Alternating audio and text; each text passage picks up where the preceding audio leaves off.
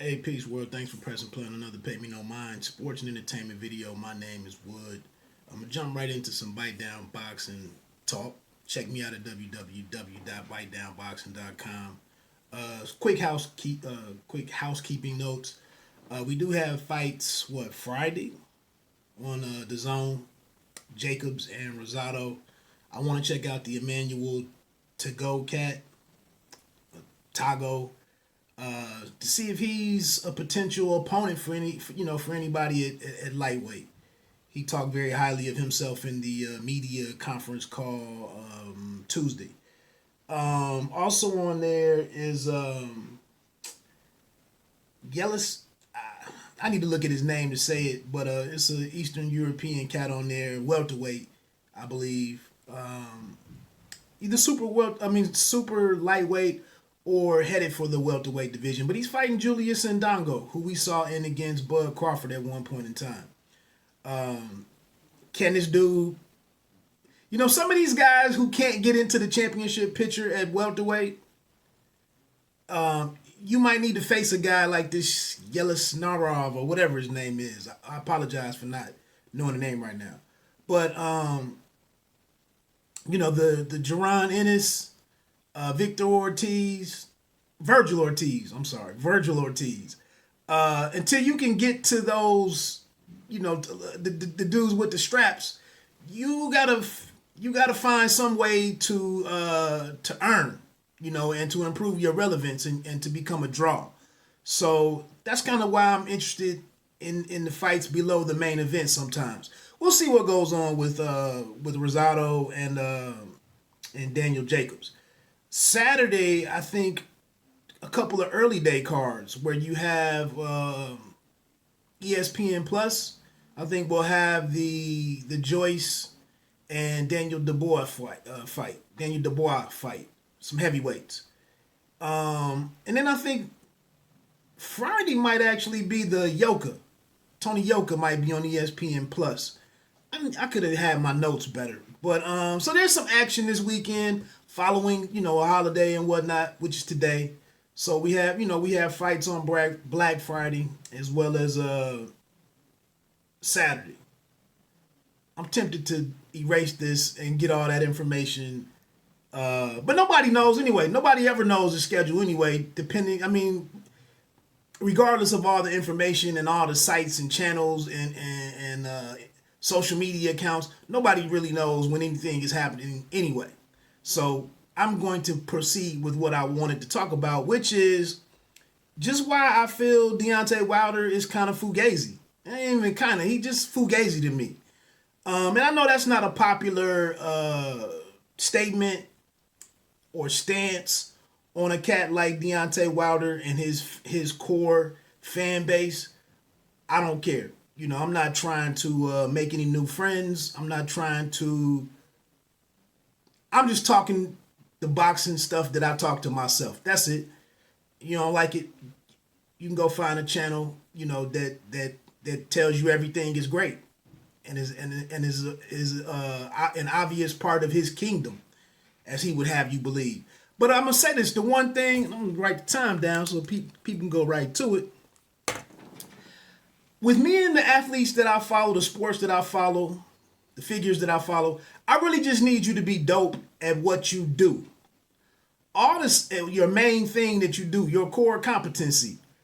For me, I don't need Deontay Wilder to be a spokesman for Black America, Black men, social justice.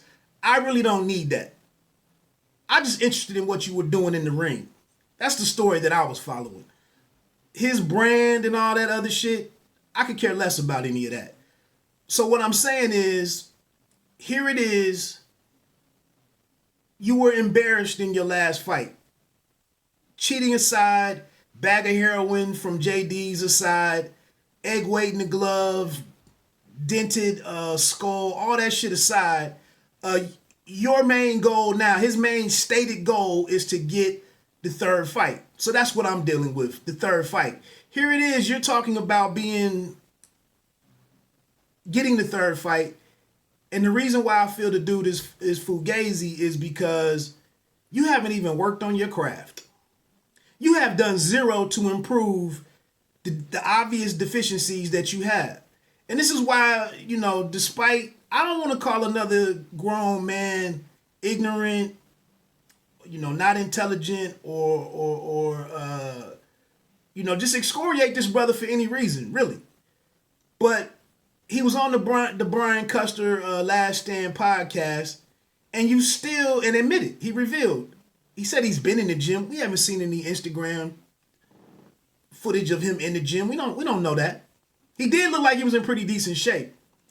But you only got one shot at this. You're now 35 years old. You only got one shot at a guy who obviously has your number. You've won very few rounds against him, over 19 rounds. And you're not even working on your craft.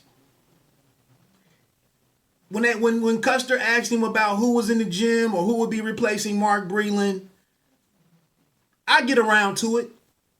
What the fuck? I usually don't curse on the channel, but when I hear stuff that's so counterintuitive, just weird. Now, the reason why I'm saying this, why I'm saying what the fuck, is because you've made $76 million over the last to this point, to date, in 2019 and 2020. You've made $76 million. Why aren't you investing in yourself? If it's going to be George Foreman or whoever else, why isn't that happening now? Like, there's an obvious skill gap between you and Tyson Fury. Why aren't you doing anything about narrowing that gap and figuring out the best way that's going to give you a chance to compete in that fight and to be successful in that fight? Why isn't that happening? Conversely, another dude who has made a lot of money and has this mantra of no boxing, no life, or boxing is life, or whatever it is, Canelo Alvarez has been out of the gym, has been out of the ring since last November, I want to say. Why do I see shit on it? Why do I see Instagram shit of this man in the gym weekly? He ain't even had no fight. He was going to, he been in the courtroom for the last 2 or 3 months. This man's still in the gym. He's got Ryan Garcia in the gym with him. He's got Julio Cesar Martinez in the gym with him. And when his court stuff was cleared up, he was ready to rock. He could pick a dude who's the Ring Magazine and WBA champion or whatever at a weight above him, at a weight class above where he's been campaigning, at super middleweight, to go face a champion and arguably the top dog in that division, and they're ready to rock. 4 or 5 week lead time to get the fight together. They're ready to go. We always hear this shit about if you stay ready, you ain't got to get ready. You over here doing all this other shit, interviewing, talking, and all this bullshit, instead of doing your job, which is to get better. You arguably, it's not even arguably, indisputably, you have the worst of all the elite fighters in the world. You have the worst chief second in the game. Amongst all the other meaningful names out there, you have the biggest liability in your corner in JD's, who is now, the heroin carrier. He's not even the weed carrier. He's the heroin carrier. That's indisputable. I can't root for nobody that's that short-sighted. I'm sorry. I wish you the best, and I would root for the American in that third fight, but that's a foregone conclusion to me. Lastly, before I get on out of here, I'm almost at 10 minutes.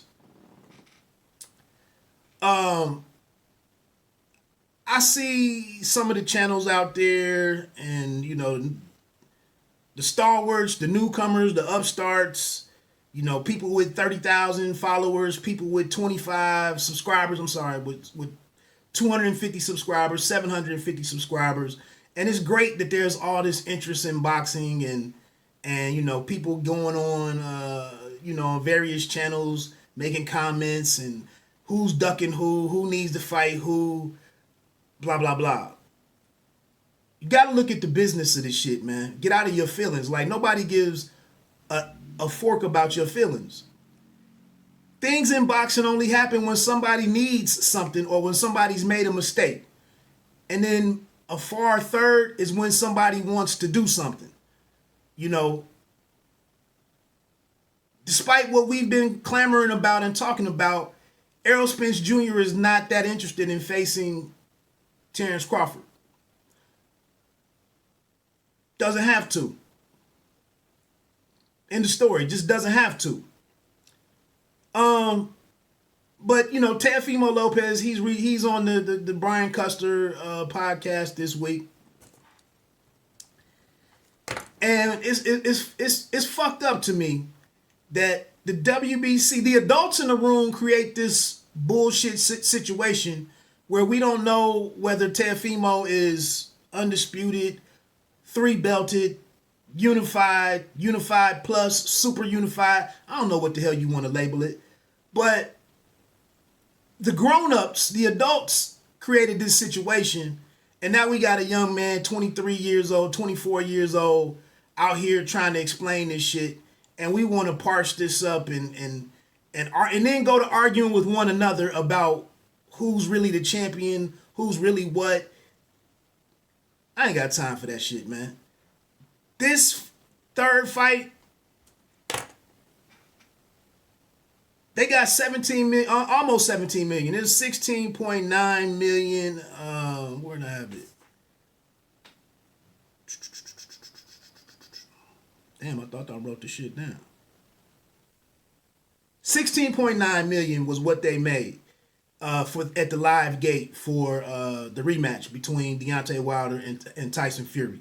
16.9 million, which eclipsed the rematch between Lennox Lewis and Evander Holyfield in 1999, I believe. They made like 16.8 million. So what I'm saying is, people that know money, the value of money, rich people, wealthy people, they just don't go around foregoing the opportunity to make real money. We know that Tyson Fury and Deontay Wilder, I think Wilder made 25 million roughly. That's according to Forbes. He made, which is a money, a magazine or outlet who constantly deals in money. They said that he made roughly 25 million for the rematch. So you got to look at right now and use some simple reasoning and understand that Top Rank and PBC, there's no real motivation. There's no catalyst to get together and make that fight and hold it in some studio and leave $17 million out there that you don't realize, that you don't make. The gate from the first fight, December 2018, according to the California State Athletic Commission, the first gate was only $3.5 million. So they went up to $17 million in February of 2020. You see that increase there, whatever percentage that is? So that tells you that the third fight should make probably $23-25 million easily. I'm sorry, we in a fucked up economy right now. I almost went to Mayweather for a minute, struggling with the economy. But not every industry is rolling along like the tech world, whose pockets are still good right now.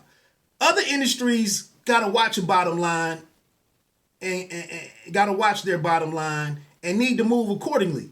So in a sport that needs major events for, you know, a rising tide to lift all boats or ships or whatever the hell it is. Nobody's making that fight right now. Nobody's making that fight. Let me make sure. I mean, like I said, we don't have to argue with one another and make these bullshit ass posts and replies that don't mean shit. You all in your feelings and in your emotions and what you want as a consumer and as a viewer. It doesn't make sense. And what doesn't make sense to wealthy people, rich people, they know it doesn't make dollars, they don't do it.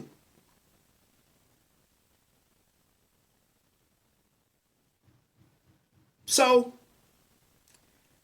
like I said, man, getting to what, you know, in conclusion, just for Deontay Wilder, like I said, man, you made in 2019, he was number 4 on Forbes's list of top 6 highest paid combat sport athletes. Manny Pacquiao was 5. McGregor was 3. Anthony Joshua at 55 million was number 2. Number 1 was 94 million. Canelo Alvarez. Again, Forbes had they said Deontay Wilder made 30.5 million in 2019. Here it is, as of June 2020, Deontay Wilder for this year earned $46.5 million. Why aren't you investing in yourself and getting better? That's one of the issues now going into the second fight. Here's a dude who had been fighting since he was 8 or something in Tyson Fury. You started fighting at 18. Why aren't you investing in your craft? It means that much for Canelo Alvarez to continue to invest in his craft and be sharp. You sitting here bullshitting, making videos and claims and sitting up in a nice, very nice, that interior and that shit he was talking from was phenomenal. But you know, you really don't care nothing about being better in the ring. That would lead me to believe you're just trying to cash out. And still thinking that I'm just going tough guy, I'm just going to out tough this person. Boxing don't work like that. You need to be right now getting better at what you say you are, which is a fighter. Anyway, let me get on off here, man. This shit was supposed to be like 10 minutes long. I'm at 17, 18. But I started talking about that money shit. That's it. Let me get on off here, man. Bite down boxing. Don't let them count you out. Pay me no mind. Sports and entertainment. You don't have to be great to start, but you have to start to be great. Peace.